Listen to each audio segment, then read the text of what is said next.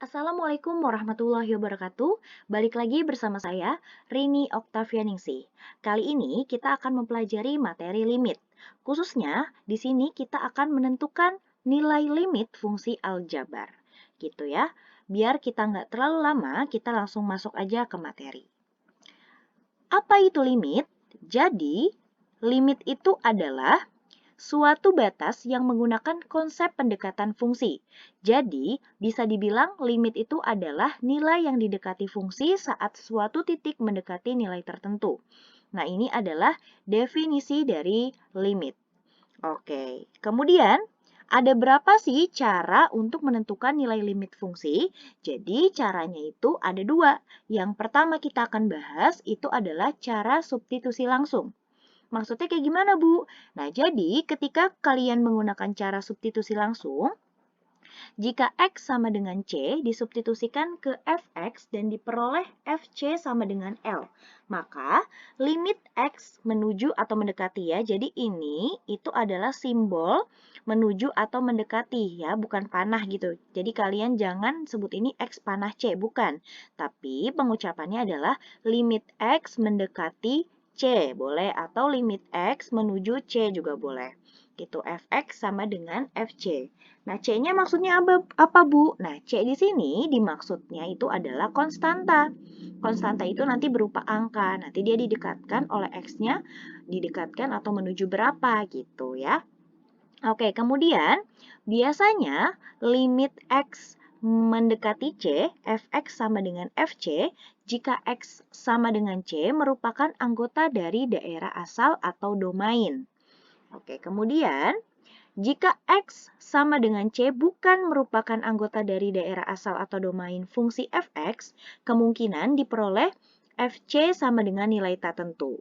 Maksudnya nilai tak tentu itu kayak gimana, Bu? Gitu ya. Jadi nanti kita akan mempelajari maksud dari nilai tak tentu itu yang seperti apa sih? Gitu ya. Nanti Ibu sudah siapkan contoh soal biar kalian paham. Oke, itu adalah cara substitusi langsung. Yang kedua, itu adalah cara memfaktorkan.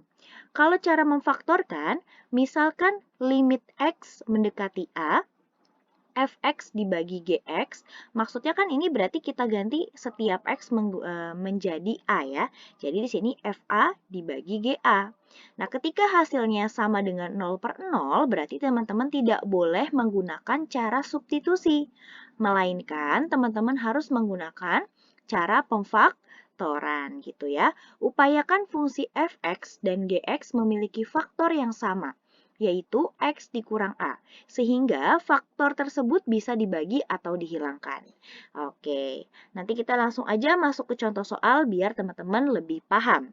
Oke, kita masuk ke contoh soal.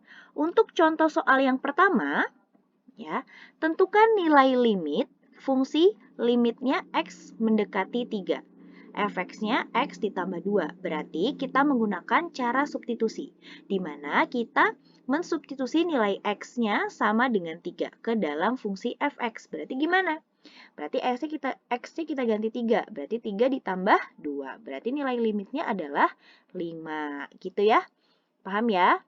Untuk soal yang nomor 2. Untuk soal nomor 2, tentukan nilai limit fungsi, limit X mendekati 5, 4 ditambah 3X. Berarti masih sama, kita menggunakan cara substitusi. Berarti kita ganti X-nya menjadi 5. Kalau ada perkalian, kemudian ada penjumlahan, berarti yang didahulukan adalah perkalian dulu. Berarti 3 dikali 5 berapa? 15 ditambah 4, 19. Oke. Untuk soal nomor 1 sama nomor 2 ini masih gampang ya teman-teman ya, masih mudah. Oke, kita lanjut ke soal nomor 3. Untuk soal nomor 3, ada limit X mendekati 3 dengan Fx-nya adalah X ditambah 3 dibagi 6 ditambah 3X. Berarti kita menggunakan konsep atau cara substitusi. Berarti kita ganti setiap variabel X menjadi 3. Berarti 3 ditambah 3 dibagi 6 ditambah 3 kali 3. 3 tambah 3 adalah 6, 3 kali 3 9, tambah 6, 15. Jadi 6 per 15. Nah, 6 per 15 ini masih bisa kita sederhanakan. Jadi masing-masing pembilang dan penyebut kita bagi berapa? Kita bagi 3. Oke, jadi 2/5 gitu ya. Oke, next. Soal yang keempat. Untuk soal yang keempat, tentukan nilai limit fungsi ketika limit X mendekati 4, X ditambah 4 dibagi 2X dikurang 8. Kita sama menggunakan konsep secara substitusi. Ya, di mana teman-teman mensubstitusi atau mengganti nilai X-nya menjadi 4. Berarti limit X ditambah 4 dibagi 2X dikurang 8, berarti kita ganti X-nya jadi 4. Jadi 4 ditambah 4 dibagi 2 dikali 4 dikurang 8. 4 tambah 4, 8. 4 kali 2, 8 dikurang 8, 0. Berarti 8/0. Nah, kalau 8/0 itu sama dengan infinity, teman-teman. Jadi ketika teman-teman memiliki pembagian yang nolnya sebagai penyebut, itu tidak ada hasilnya. Teman-teman boleh coba menggunakan kalkulator. Kalau teman-teman menghitung 8 dibagi 0, pasti di kalkulator teman-teman itu adalah kalkulator error. Ada bacaannya kayak gitu. Maka dari itu, ketika teman-teman mendapatkan hasil 8 dibagi 0, itu adalah infinity. Artinya, dia tidak memiliki nilai limit. Gitu ya. Oke, next. Soal yang kelima. Tentukan nilai limit fungsi limit X mendekati 4, X dikurang 4 dibagi 2X ditambah 8. Kita menggunakan cara substitusi dulu, di mana kita substitusikan 4 dikurang 4 dibagi 2 dikali 4 ditambah 8. Berarti atasnya 0 ya, 4 dikurang 4 kan 0. 2 dikali 4, 8. 8 ditambah 8, 16. Jadi 0/16.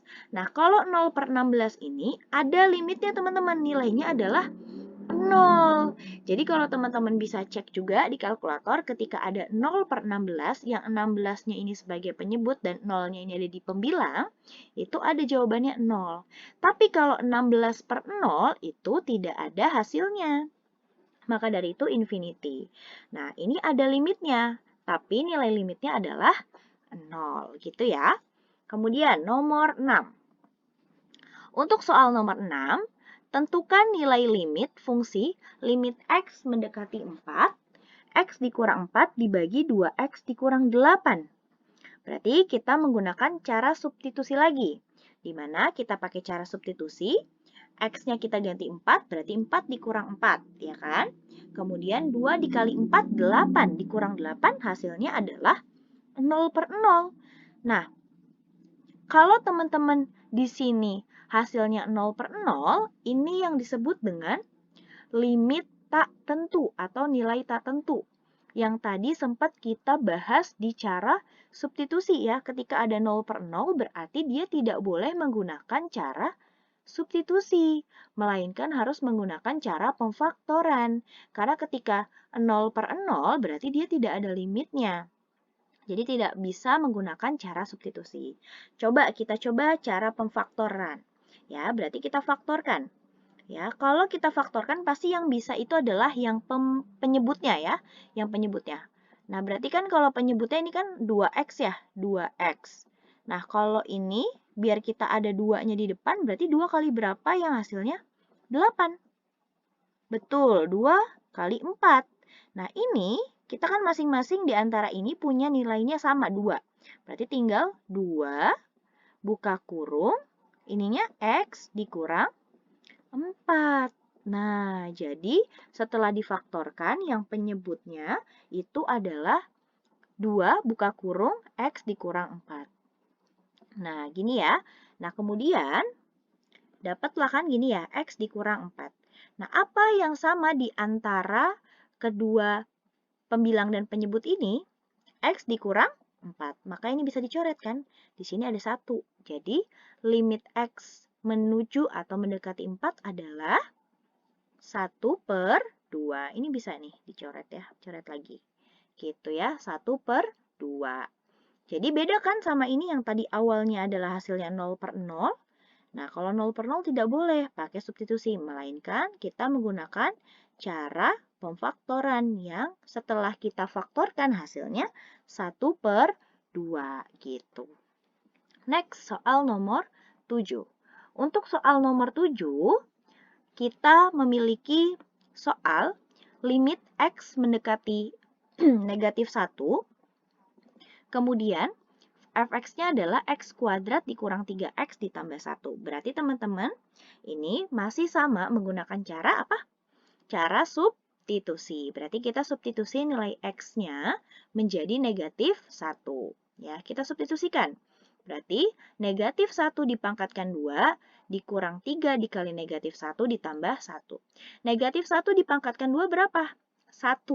Negatif 3 dikali negatif 1, 3 ditambah 1 jadinya 5. Gitu ya, gampang ya teman-teman ya. Oke, masuk soal ke nomor 8. Untuk soal nomor 8 sama seperti nomor 1, kita masih melakukannya dengan cara substitusi. Berarti kita substitusi nilai x-nya menjadi negatif 5. Berarti 2x pangkat 2 ditambah x ditambah 2, kita substitusikan 5. Berarti negatif. Nah, kalau ada kayak gini dipangkatkan 2, yang dipangkatkan 2 dulu ya teman-teman. Berarti negatif 5 dipangkatkan 2 itu 25. 25 dikali 2 itu 50. Berarti 50 dikurang 5 ditambah 2. Berapa? 47. Gitu ya. Masih gampang. Nah, nanti teman-teman harus perlu diperhatikan tandanya. Nah, ini kan kenapa dia bisa negatif? Karena ini positif dikali negatif dia negatif. Gitu ya. Yang perlu diperhatikan adalah tanda sih teman-teman gitu. Oke, next. Kita masuk ke contoh soal nomor 8. Untuk contoh soal nomor 8, kita juga masih sama melakukannya dengan cara substitusi. Kita buktikan kalau misalkan disubstitusi hasilnya tidak 0/0, berarti itu jawabannya. Tapi kalau hasilnya 0/0, berarti tidak boleh menggunakan cara substitusi, melainkan cara pemfaktoran. Oke, berarti kita coba substitusikan nilai x-nya menjadi 1. Berarti 1 pangkat 2 dikurang 5 dikali 1 ditambah 4. Dibagi 1 kurang 1. Berarti 1 dikurang 5 negatif 4. Negatif 4 tambah 4, 0. 1 dikurang 1, 0 juga. Jadi 0/0. Nah, berarti untuk soal nomor 8 ini tidak boleh menggunakan cara substitusi karena dia adalah berupa nilai limit tak tentu. Berarti kita harus menggunakannya atau mengerjakannya menggunakan cara pemfaktoran. Berarti kita faktorkan. Yang harus kita faktorkan yang pembilang atau penyebut? Ya, jelas yang pembilang lah ya. Berarti kita cari berapa kali berapa yang hasilnya 4 dan berapa tambah berapa yang hasilnya negatif 5. Berapa kira-kira? Berapa kali berapa yang hasilnya 4? Oke, coba ya. Berarti ini kan 4 ya. Berapa kali berapa yang hasilnya 4? Dan berapa ditambah berapa yang hasilnya negatif 5? Berarti Ibu pakai negatif 4 sama negatif 1. Coba kalau negatif 4 dikali negatif 1 hasilnya adalah 4 kan? Gitu. Nah, ketika teman-teman di sini negatif 4 ditambah negatif 1 berarti utang tambah utang ya teman-teman. Berarti ketika negatif 4 ditambah negatif 1 itu adalah negatif 5 gitu. Berarti inilah bilangannya, dua bilangannya yang menjadi faktor gitu. Berarti adalah x dikurang 4 dan x dikurang 1 gitu ya. Nah, ini x ya, bukan 1. Nah, ini x. Nah, apa yang sama? X dikurang 1. Berarti x dikurang 1 dicoret. Nah, sisa apa? Limit x menuju 1, x dikurang 4. Nah, sampai sini teman-teman baru bisa mensubstitusi nilai x-nya. X-nya ini didekati oleh x-nya berapa? 1 kan? Berarti 1 dikurang 4. 1 dikurang 4 berapa? Negatif 3. Jadi kayak gitu ya teman-teman. Oke, next. Soal yang ke-9. Untuk soal yang ke-9, sama kita harus membuktikannya dulu menggunakan cara substitusi. Ketika dia 0/0 hasilnya baru boleh cara pemfaktoran. Berarti kita substitusikan. Nilai x-nya menjadi 5. Berarti 5 pangkat 2 dikurang 4 dikali 5. Bentar, Ibu ini dulu. Nah, dikurang 5. 5 pangkat 2 dikurang 6 dikali 5 ditambah 5. Berarti 25 dikurang 20 dikurang 5. 25 dikurang 30 ditambah 5. Maka 25 dikurang 20, 5. 5 dikurang 5, 0. 25 dikurang 30, negatif 5. Ditambah 5, 0. Berarti ini adalah 0/0. Merupakan limit tak tentu. Karena ini merupakan limit tak tentu, maka dari itu kita menggunakan cara pemfaktoran. Berarti kita cari lagi, berapa kali berapa yang hasilnya negatif 5 dan berapa tambah berapa yang hasilnya negatif 4. Kita cari dua bilangan lagi, ya. 5. Oh, bentar. Oke, bentar ya. Ibu hapus dulu. Nah, berarti negatif 5 ya. Berarti kita cari berapa kali berapa yang hasilnya negatif 5. Berapa ya kira-kira ya? Negatif 5 kali 1 kali ya. Oh, bentar. Bentar ya. Ibu hapus dulu sebentar. Nah, di sini negatif 5. Berarti negatif 5, kita cari berapa kali berapa yang hasilnya negatif 5. Dua bilangan. Berarti negatif 5 dikali 1. Berarti kita coba, apakah negatif 5 ditambah 1 itu negatif 4? Betul ya? Kalau negatif 5 ditambah 1 adalah negatif 4. Berarti bilangan yang pemfaktoran x kuadrat dikurang 4x dikurang 5 ini adalah x dikurang 5 dikali x ditambah 1. Nah, yang bawah. Kalau yang bawah berarti kita cari berapa kali berapa yang hasil 5 dan berapa ditambah berapa yang hasilnya negatif 6. Berarti berapa ya? Negatif 5 dikali negatif 1 ya.